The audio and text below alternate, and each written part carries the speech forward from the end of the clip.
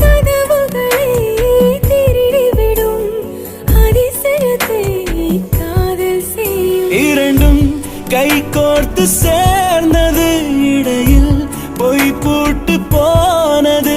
வாசல் தள்ளாடுதே, திண்டாடுதே, கொண்டாடுதே. எங்க போறோம்? உனக்கு பிடிச்ச இடத்துக்கு.